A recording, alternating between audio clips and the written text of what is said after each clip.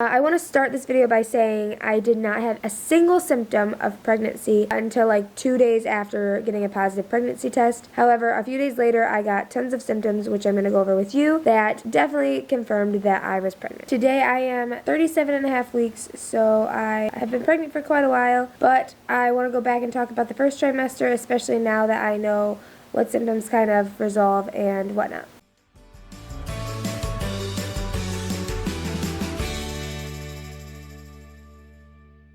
The first symptom I had that was probably the most debilitating was nausea.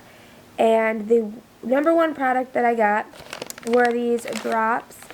They are lemon ginger drops called Morning Ease. And I personally like lemon and ginger, so that was good for me. I would have at least one of these before getting out of bed, sometimes two, and then I would hurry up and get up, eat a little something, and that would help with the nausea and control. I'd keep these in my purse, I'd keep these in my car, I kept these in my work bag. These got me through my first trimester. Now, if you don't like lemon ginger, you can also try Prego drops. So I can link the Morning Ease in the description below, and if I can find the Prego drops for you, I will link those as well. Other things I used was B6, which I took a couple times at work, but that to me didn't work as well as the lemon ginger drops.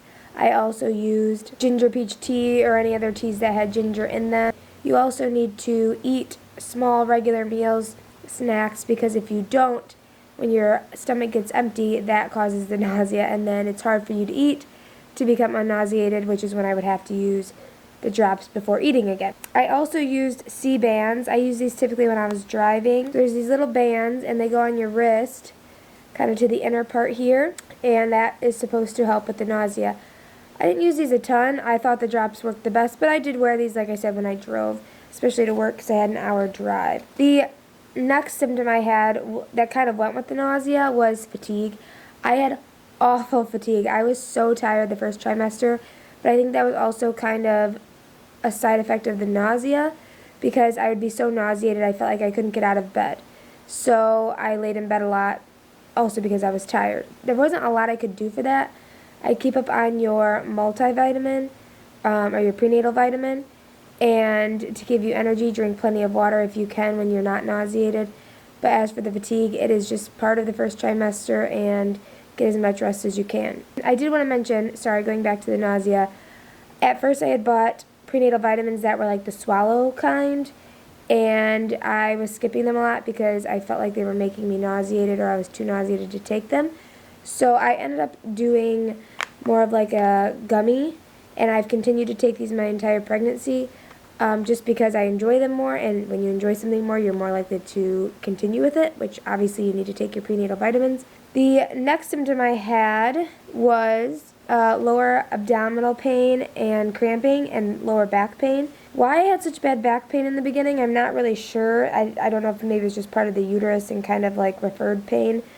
But I just had, it felt like period cramps, like the worst period cramps. But the abdominal cramping in the beginning was rough. And I used this beanie. You can put this in the microwave for like 30 seconds and it becomes warm. You kind of shake it up, and then I would put that on my belly. They don't recommend you use a heating pad because that can make your uterus too hot because of the continual heat. However, this will cool down with time, so this is a safer option. So this is what I used, and that's what got me through the cramping. Tylenol, again, always ask your OB what they recommend, but Tylenol is typically considered safe during pregnancy. However, I wanted to go like the most natural way, so I have not taken any Tylenol for cramping or anything like that. But there are medication options that you can use. Just always check with your OB first. When I first became pregnant, I also got like cold-like symptoms. I had an irritated throat, I had a cough, I had a runny nose. This didn't last that long. It's very common for people, from what I've heard, to get these symptoms in the beginning of their pregnancy. Again, because I really didn't want to take medication, there wasn't a lot that I did for this, but my nose was so runny, I slept with tissues just shoved in my nose so that way it would not run down my face in the middle of the night. Along with that, I had, this is a strange symptom, I had so much sneezing. I was sneezing non-stop for, I think, like, probably 6 weeks. not nonstop, but all the time, like way more than normal. And I was so worried people were going to think I was sick, but really I was just pregnant. And we weren't telling anyone yet, so it was a very strange symptom. The next symptom I had, during the middle of the night, I woke up a lot with gas pains. Again, constipation is a normal, common symptom early in pregnancy. So I would just wake up and have, like, just, you know, those pains you get when you have gas in your belly. And it only lasted, again, to the first trimester, maybe even not to the end of the first trimester. Now, another thing I experienced is smell intensity. I typically don't have a strong nose. If you've watched my videos, you know I'm a nurse. I'm not typically sensitive to things like that. However, since I've been pregnant, I have smelled things that no one else smelled. I have smelled things way more intensely. I'm way more sensitive in terms of like gagging and vomiting to bad smells, especially at work. It's been bad.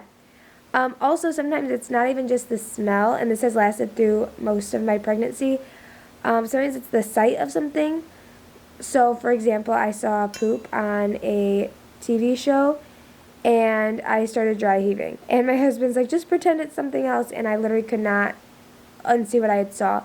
Early on in my pregnancy, I also got right-sided SI joint pain, so it's the joint between your sacrum and your pelvis. And why I got that so early, I'm not sure. It went away in my second trimester and then came back intermittently in my third trimester. The strangest symptom I had that I have not met anyone else who has this symptom. So if you have had this, put it in the comments below, because everyone thinks I'm strange when I say this. Right after I found out I was pregnant, I had tightness in my chest and my abdomen, almost as if I had done hundreds and hundreds of push-ups and crunches, and it just was so sore. I just remember like just wanting to stretch my chest out and my abdomen because it just felt so tight. It started like maybe 3 or 4 days after I found out I was pregnant. And that's it. Those were all my symptoms. I did want to mention a few other products that helped with just pregnancy in general. I did get some raspberry leaf tea. That is supposed to help strengthen your uterus. However, a disclaimer, I stopped drinking that because I found out I was anemic, and drinking tea can actually inhibit the absorption of iron is what I had heard, so I stopped using that. But if you can take it and you're not anemic, it is supposed to help strengthen your uterus for a better labor. I also very early on got nursing bras, so I'll show you the one that I got. I got a pack of 3 of these from Amazon. They have no underwire. It's just, you know, like stretchy material. If you don't know what nursing bras are, they kind of unclip here at the top, come down, and has this part that kind of still holds the bra on. I knew I was going to need these at some point because I planned to nurse, so I got this. It is way more comfortable than the normal bra. I usually wear an underwire, and once the belly kind of grows and the boobs grow, the wire digs in. So having a few bras that did not have any wire in them was key. Along with the bra topic, I got some bra extenders very early on. They look like this. They have clips on, like the clip part on one side and then the holes on the other. I don't know if it's just because the boobs grow or because the belly, but I need these. I cannot wear my bras without these. They are way too tight. So I have like 6 of these that I just keep on different bras so that I can wear the bras that I already have. And these are a necessity. I will link these below also. I personally would recommend getting some kind of oil or lotion for your belly. I got some vitamin E oil initially, which is this kind. I really like this a lot. Also, I recommend getting some kind of book for, you know, like pregnancy and learning about pregnancy. We got a few. The one I got for my husband when I first told him that we were pregnant is We're Pregnant. I saw some really good reviews on this, and I like this because it goes week by week, and we actually read this together. It gives some just real general good information for Dad. It's from Dad's perspective and how he can help out Mom. I like this a lot. He bought Dude, You're Gonna Be a Dad. I did not read good reviews on this, which is why I did not buy it for him. He has not continued to read this because he says he just, I don't know, makes light of things that shouldn't be made, like shouldn't have light made of. He just doesn't like this overall, so I don't know. I didn't read it, but I didn't read good reviews, and he didn't like it. And then I bought Expecting Better by Emily Oster, and I like this a lot. It gives just general like research, and then you can make whatever decision you want based on the research information she has found and done for you. It talks about a lot of different elements. I highly recommend this if you are someone who just wants the information and can make the decision for yourself. If you're someone who just wants to be told what to do, this is probably not the book for you. She does tell you whatever decision she came upon based on the information she gives you, but she gives a lot of good research. I like this a lot. And I think that's it. Remember, everyone's pregnancy is completely different. Some people won't have any symptoms, some people have mild symptoms. It all depends on you, your body, your genetics, your baby. Who you have a baby with, I think can affect a little bit too. If you liked this video, like always, please give it a thumbs up. Don't forget to subscribe if you want to see the rest of my pregnancy videos. And I hope you guys have a wonderful day, and I will see you guys in my next video.